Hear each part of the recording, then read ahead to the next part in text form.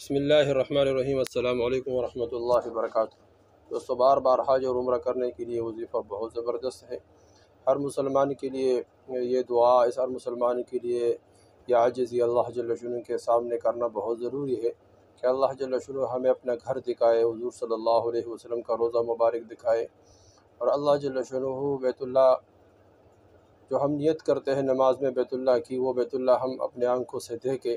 تو دوستو، اس کے لیے دعا کرنا، عاجزی کرنا، اللہ جل شانہ کے سامنے رو کر مانگنا، یہ بہت ضروری ہے۔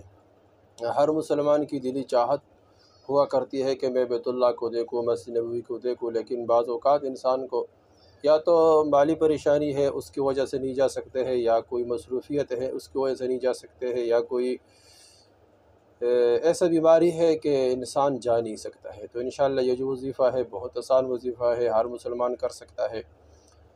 تو یہ جو آدمی کرتا ہے تو اللہ جل شانہ اس کے لیے بندوبست فرمائیں گے، غیب سے اللہ جل شانہ انسان کے لیے راستے کھولیں گے۔ سب سے پہلے روزانہ 2 رکعت نوافل پابندی کے ساتھ پڑھنا، صلاۃ الحاجات پڑھنا، اور سب سے جو پہلے رکعت میں ہے، پہلے رکعت میں سورہ فاتحہ پڑھے، سورہ فاتحہ کے بعد جو قل اعوذ برب الفلق صورت ہے یہ 11 مرتبہ پڑھے۔ دوسری رکعت میں پھر سورہ فاتحہ پڑھے اور پھر سورہ ناس 10 مرتبہ پڑھے۔ یہ روزانہ صلاۃ الحاجت پڑھے۔ کچھ پیسے جمع کر کے رکھ لے، جو بھی انسان کے لیے میسر ہو، روزانہ کے اعتبار سے، مہینے کے اعتبار سے، ہفتے کے اعتبار سے کچھ پیسے رکھے۔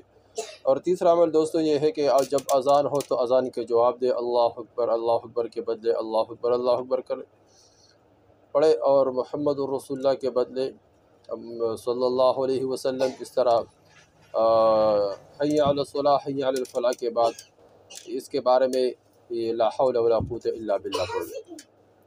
اور تو یہ اذان کے جواب دے، پھر اذان کے جواب دینے کے بعد پھر اذان کے جو دعا ہے یہ پڑھے، دعا پڑھے، اللہم رب ہذہ الدعوۃ التامہ پڑھے۔ اور اس کے بعد دوستو یہ ہے کہ ہم درود شریف پڑھیں۔ کوئی بھی درود شریف پڑھ سکتا ہے، لیکن اگر درود ابراہیمی پڑھ لیا تو یہ بہت زبردست ہے، درود ابراہیمی کی بہت فضائل ہے، درود ابراہیمی پڑھے۔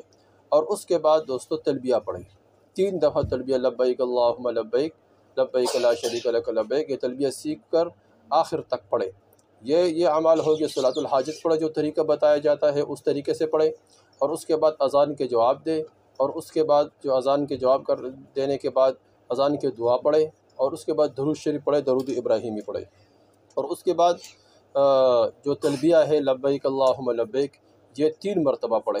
یہ عمل روزانہ کرے، اور ہر جو اذان کے وقت یہ جواب دے، اور یہ اعمال کرے، اور روزانہ 2 رکعت نوافل پڑھے۔ اللہ جل شانہ سے مانگے، انشاءاللہ اللہ جل شانہ چند دنوں میں غیب سے بندوبست فرمائیں گے۔ سب کو اللہ جل شانہ اپنے خزانوں غیب سے روزی عطا فرمائے، اور سب کے لیے اللہ جل شانہ آسانی فرمائے، اور سب کو بار حج اور عمرے پر جانے کے لیے اللہ جل شانہ بندوبست فرمائے، اور اللہ سب کی ضروریات حاجات اپنے غیبی خزانوں سے پورے فرمائے۔ آمین ثم آمین۔